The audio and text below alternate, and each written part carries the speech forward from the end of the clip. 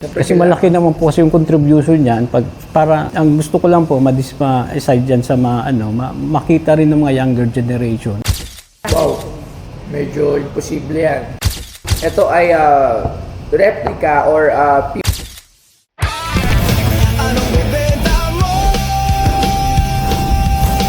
Dito lang sa Pinay Stars. Good afternoon po, Boss ayan, Toyo. magandang hapon po, sir. Ano pa pala nila? Elmer Tamayo po. Elmer Tamayo. Taga saan po si Elmer Tamayo?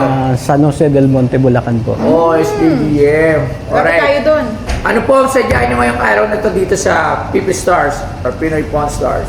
May dala po akong signed jersey ni Samboy Lim. Kasi Uy!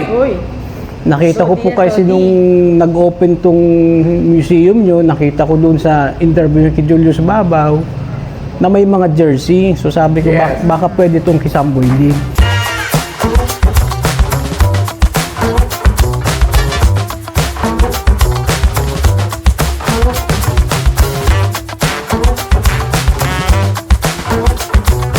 Alam mo ba na may isang manlalaro sa PBA na literal na lumilipad sa ere? Siya si Samboy Lim, ang tinaguriang Skywalker ng Philippine basketball. Kilala siya sa kanyang mga acrobatic layup, fearless drives at mga dunk na parang hindi siya naaapektuhan ng grabidad. Pero ang mas nakakabilib, kahit gaano siya kagaling sa court, mas kilala siya sa kanyang pagiging humble at tunay na sportsman. Buong puso niyang inilaban ang kulay ng San Miguel Beermen at ang kanyang pangalan ay isa sa mga hindi malilimutan sa kasaysayan ng PBA. At ang binibenta sa PP Star ay isang signed merchandise jersey ni Samboy Lim. Kasi yun nga po, isa to sa pinakamagagaling na legend, Basketball player. Anong tawag kay Samboy Lim mo? Skywalker. The Skywalker. Kasi mataas yan doon. Hindi, para kasi siyang naglalakad sa ere. Sa ere. Mataas siya tumalon. So, Madaming tawag sa kanya, Mr. Intensity, Mr. Intensity yan. The Dragon, dahil sobrang tapang niya kahit Pero mas nakilala siya no? Skywalker. Alright, so sige, patingin ako niyang dala-dala ng mga item. Kuya, anong part ni sir? Elmer Tamayo. Sir Elmer. M na lang po, Elmer. sir. M na lang. M. Okay, Sir M. Ito po yung ano niya. Magnolia Ice Cream. Opo, ito po yung naunang jersey bago nag San Miguel. San Oh. Miguel nga, nag-guess mo. Magnolia muna, bago nag San Miguel. So mas luma siya sa... Opo, 1984 ho yata to, na jersey. Paano mo naman nakuha to? Nung ano po kasi, 2013, yung PBA naglabas ng merchandise, yung 40 years nila, anniversary, yung mga 40 greatest players nila. So, ito po, kasama yung Samboy Lim, kahit hindi siya nakapag-MVP, siya lang ho yata yung Hall of Famer na walang MVP award. So, ito po, binili ko dahil idol ko siya. And fortunately, Anong year po to? So ito ay hindi to worn jersey. hindi po, kasi It's a nung PBA merch. PBA merch. Anong year din binili? 2014 po. 2014. Nakala namin, ano to? akala ko worn. Game worn. Nung ano po kasi sir, nung 90s, hindi naman uso yung game worn, tapos pipirmahan. Tapos, Pero meron naman din iba actually. Meron. Noong mga 90s uso ang autograph. Nawala siya 2000. Nung simulang pumasok na ang mga social media, like mga gadgets, mas uso na yung selfie. Pero, way back before, ang talagang is signature, autograph talaga, Opo, di ba? So, nung panahon ni Samboy Lim, uso ang autograph niyan. So, if a fan ka ng isang idol mo, basketballista o artista, nagpapabigay ka ng mga picture, pinapapirmahan Opo, mo, opo. pag nabigyan ka ng magandang gamit. So, ito pala ay hindi game worn. So, Yeah, sa signature sayang. of Samboy Lim. ano yan, replica na Yes. ni-issue ng PBA nung 2013 doon po sa 40th anniversary ng PBA. So, Kasi alam ko po yung ano niya yung ano to nakalagay? To M, all my My best. best. Alright, meron kang picture? Ay, meron po. Ito po, na-pirmahan niya 1 month bago siya bumagsak noon sa exhibition game na diretso na siyang nagkakoma. So, November ho yata yun. Wait, si Samboy Lim is bedridden ba ngayon? Patay Hindi, na po. patay na siya ng patay na. 2023 Sorry. Almost 2 years na ho yata. Oh, Magto Namatay 2 siya ng years heart na. attack. Tama po, di ba, heart attack? Ano yun? Yung 2023 pa siya na Oh, Basta ang nangyari ho kasi noon, nung may exhibition game sila, bumagsak siya doon. Ngayon, dinala siya ni Alvin Patrimonio sa ospital. Nagka-coma na siya kasi parang ilang minuto na siyang parang namatay na noon eh. Wala nang oxygen pumasok sa Exhibition game. ng mga legends. Hindi ko alam yun ah. So, pagkakalam ko si Bogs Adornado yung coach nila noon sa ano. So yun, 1 month bago po nagka-coma si Samboy, napapirmahan ko pa sa kanya yan. Okay, patingin nga po ng provenance natin. Ba, hindi ko alam. Mamatay niya siya. Pero sayang kung ito Kaya, ay game worn nanonood jersey. ako niyan eh. Mahal ko. Ayan. Alright. So kayo yan, sir. Ako po yan. Okay. So, Bata-bata pa Oo payat. nga, no? 2014, that was 11 years ago. So, okay, sir. Magkano nyo naman ito gusto? Yun nga sir, kung pwede sana. Pwede ba sa 300K? 300. Wow. Medyo imposible yan. Bago tayo tumawag ng expert, para lang din na masabi ko sa inyo na very malayo yung tinitingnan yung price. Kasi unang-una, it's not a game worn. Okay. Ito ay replica or PBA merchandise. So, ang may value dito is pirma ni Samboy Lim. Opo. Okay. Kasi hindi naman niya sinuto eh. Kumbaga, nabibili mo to, maswerte ka lang, napapirmahan mo kay Last Samboy item Lim. ko na ho yan, nung nabili Yes. ko noon Pero sa... yung iba, hindi natin alam kung napirmahan din at ilan kayo meron yan. Hindi rin natin alam kung ilan ang nilabas ng PBA ng merch na to. Okay. Dala-dala tong Samboy Lim na jersey. Pero ang maganda nga lang dito is may pirma. So ngayon, tatawag ako sa isang expert natin para malaman natin kung magkano ba nag-range ang isang Samboy Lim signature o na jersey.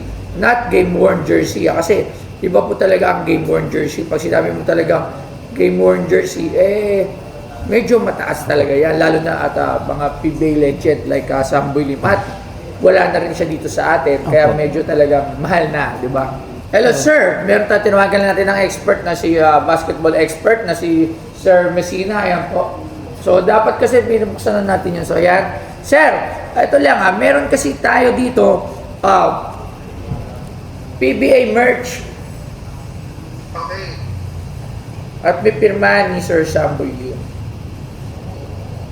Okay. Okay. So it's not a game worn. So I valued it sa tingin ko the signature of Samboy Lim. Kasi hindi naman siya game worn. Alright. So actually parang siya, actual merchandise ng PBA. So kung titignan mo yung harapan, PBA gusto retro. sa lower right. Yes, yan nga, nga. Yes, oo. Alam ko, ano na siya, PBA merch na siya. Alam ko na siya na PBA merch. Alam mo ba kung kailan ito ginanap? Sige Ayun nga. ito, Magnolia Ice Cream. Mukhang early days niya ito sa PBA eh. Kung hindi man sa PBL po, yung Hindi. Etong jersey na to ay binenta nung kasagsagan ng exhibition. Tama ba? Hindi po. Ito, nung 40th anniversary ng 40th PBA, anniversary. Noong 2030, naglabas sila ng 40 greatest players 40 kasama greatest Samboy. player, kasama itong mga jersey ni Samboy. Mga Hall of Famers po yun. Yeah. So naglabas, tama. Naglabas yung PBA yung set ng mga retro jerseys na din. Yan, retro jerseys. Tama po. So, magkano ba pirma ni Samboy Lim? Kung gusto ko dito, ilagay mo yung sarili mo sa akin. If you're going to buy this, how much? Yung the real price, how much you gonna buy this thing? I think a more realistic price na pwede kong ibigay po is mga 20 to 30. Alright. Mga baba po siya ng ganun sir. Kasi Sige. hindi Nagulat nga ako sa'yo. Nagulat ako Taas mo mag-praise Pero yung 30 na dun sa akin, Alright, so alright. akala ko wala ka ng general na signature. Okay. Ito, may ganun kasi. So, kailangan din. Akala mo yung signature lang mismo. Ma-appreciate mo talaga. Okay. Sige. Thank you. Salamat. Salamat po, Soyo. Okay. So, wait lang. Check ko din yung ating signature. Yung legit siyang signature. Kasi there are ways to find if legit yung signature, kundi Sige siya po. ina-altered or whatever. So, makikita mo dito, So, yan. Tinitingnan natin, guys, yung signature ni Samboy Lim. So, tinitingnan natin kasi dito if it's an altered signature or ginaya. So, may kita mo siya sa stroke. The way the stroke, pag pinipirma ng isang tao, yan yung mga natutunan ko when nag-training ako into sa signature, parang affirmation of a signature. Nag-workshop ako. So, pero syempre, titingnan natin yung totoong pirma ni Samboy Lim. Loves, tingnan mo nga kung anong pirma ni Samboy Lim. Pero dito is, nakita ko naman, wala naman signed na doktor na tinigil-tigil. So, legit yung signature, pero titingnan natin kung kay Samboy Lim nga yung signature na yon. Parang hindi pa ata, wala pa lumalabas ng mga Samboy Lim na signature Rare ho yung ano niya. Kasi Ano, nung rare ho. Kasi nung 90s nga, hindi ho uso yung ano na. The 90s uso. Pero sa jersey po na. Sa jersey, uso. Pictures lang, Yung pictures sinasabi lang. mo. Noong panahon ng 90s, the way na magkakaroon ka ng souvenirs sa mga artista or sa mga sikat na personalidad in terms of sports, movie, is autograph. Kaya nga nauso yung salitang autograph ng 90s kasi yun lang yung way natin para ma-prove ka na nakalapit ka sa isang artista kasi wala pang digital camera noon, wala pang mga cellphone noon, na ngayon selfie. So mas may lagi ka nagpapa-autograph. Nung pumasok ang digital world, doon na nabawasan ang autograph at naibalik lang dahil sa Pinoy Pawn Stars. Ayan, real talk lang yon. So nung wala pang Pinoy Pawn Stars, ang tanging ginagawa ng mga fan is picture-picture, di ba? Usually, pinapost nila, pero bihira na ang nagpapapirma. Pero nung dumating si Pinoy Pawn Stars, Wala akong maano. naging papirma na. Ano, Labs, meron ba tayong ano? Wala pa. Easy, ano. Wala yan. Okay, so wala tayong makitang pirma, pero maniniwala lang ako doon sa provenance mo. Yes. Siguro ako, ang binabayaran dito, signature. And also the jersey din naman, siguro hindi na sila magre-release nito. 15,000? Baka pwede naman sir doon sa 30K na sinabi ng expert nyo. Siyempre, Kasi malaki naman po kasi yung contribution niyan para ayun, ang gusto ko lang po ma-aside dyan sa makita rin ng mga younger generation anong naging contribution ni Samboy Lim. Kasi karamihan hindi na rin siya kilala eh. Yes, pero Samboy Lim is one of the fanciest player that ever played in PBA. Katulad din niya nila Paul Alvarez, di Bong Alvarez. Sila yung mga Mga high flyers. hype dahil sa kanilang mga dazzling moves, mga moves nila na mga kakaiba. So, nagbigay talaga sila ng kaya pinapanood ang PBA nung time na yon because of them. Talagang ibang klase yung mga pinapakita nila. 17,000 pesos. Pero kung game worn to, 100,000 plus. Ano yan, given yun. Kasi, Samboy Lim yan. Ano yung asawa niya 17,000 pesos. Sir, 70? Tiyo, bababa naman yata sir, baka pwede naman. Magkano? Yun nga sir, baka pwede naman po sa 30. Last price, 18,000. Ang ganun lang ako, 18,000. Magkano kaya niya ito nabili? Siguro mga at sa tingin ko parang, hindi ko alam eh. Ang mga PBA merch yata, parang mga 2,000 plus, 3,000. Hindi ko alam eh. Actually, hindi pa ako nakakabili ng PBA merch. Bili lang natin mga jersey. 19,000. 20 na lang sir, sarado. Last, 19,000. 20 na lang sir, sarado. 19,000. Sige na sir. 19. 20 na lang sir. 19. Para kay Samboy Lim. 19,000. O idol daw ni ma'am 19,000. 19,000. 20 na lang sir. Pwede naman. Nakilala ko tulad kay Madonna eh. Ano gagawin mo? Wala, idol ko lang si Sam. Oo, 19,000. Hindi, nagkaroon sila ng issue ni Madonna, di ba? May kanta si Madonna sa kanya. Christy Permento dati. Nalik.